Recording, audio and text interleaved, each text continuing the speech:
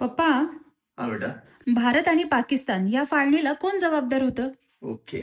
मी तुला मागच्या व्हिडिओमध्ये सांगितलं होतं बेटा, की जुलै 1947ला ब्रिटिश गव्हर्नमेंटनी म्हणजे ब्रिटिश संसदेने एक कायदा तयार केला 1947 आणि त्याच्यानुसार या 47च्या कायद्यानुसार भारताला स्वातंत्र्य मिळालं. पण विषय असा झाला बेटा, की तुला मी मागच्या वेळी सांगितलं होतं, की दुसरं महायुद्ध झालं आणि दुसऱ्या महायुद्धानंतर म्हणजे तसं 1935 पासूनच पार्टली भारताला स्वातंत्र्य देण्यास ब्रिटिशांनी सुरुवात केली होती. परंतु 1946ला ब्रिटिशांनी सांगितलं, की आम्ही भारताला स्वतंत्र करणार आहोत अशी घोषणा केल्यानंतर भारतामध्ये जेव्हा स्वातंत्र्याच्या हालचाली सुरू झाल्या त्याच्या पाठीमागची एक पार्श्वभूमी आहे बेटा.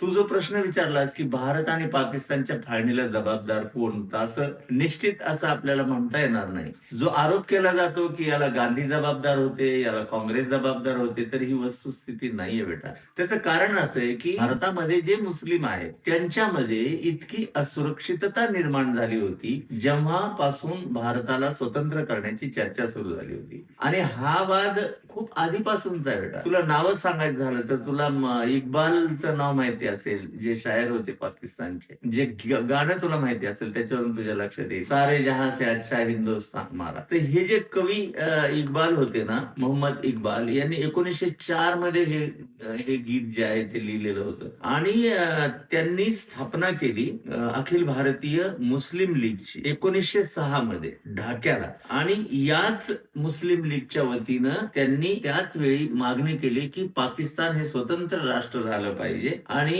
1930 मध्ये ही मागणी जास्तीत जास्त प्रमाणात पुढे आली. आणि त्यावेळी जिना जे होते, बॅरिस्टर मोहम्मद अली जिना, ते हे जिना काँग्रेस बरोबर काम करत होते आणि त्यांच्यावर सुद्धा तत्कालीन मुस्लिम जे लोक होते त्यांनी दबाव आणला की आपण पाकिस्तान वेगळं घेऊ, कारण भारतामध्ये आपल्याला फारसं भवितव्य नाही भारतामध्ये राहण्यात. आणि त्याचं कारण बेटा 1930 ची गोलमेज परिषद, 31 ची गोलमेज परिषद, 32च्या 3 गोलमेज परिषदा झाल्या. या गोलमेज परिषदामध्ये सुद्धा मुस्लिमांना स्वतंत्र मतदारसंघ द्यावेत अशी मागणी केली. गांधीजींनी 1947ला जेव्हा स्वातंत्र्याची घोषणा झाली तेव्हा गांधी आणि नेहरूंनी सांगितलं की अखंड भारतामध्ये तुमचं सगळ्यांचं भलं करण्याची जबाबदारी आमची आहे, त्यामुळं तुम्ही अखंड भारतासोबत राहा. परंतु जिना आणि तत्कालीन जी मुस्लिम नेते मंडळी होती त्यांना ही भीती वाटत होती की या देशामध्ये एकीकडं जसा कडवे इस्लाम लोक होते तसेच उजव्या विचारसरणीचे लोक भारतामध्ये अधिक होते, त्यांच्यापासून मुस्लिमांना भीती वाटत होती. आणि त्यातून हा भारत आणि पाकिस्तान फाळणीचा विषय पुढे आला बेटा. लक्षात आलं तुझ्या?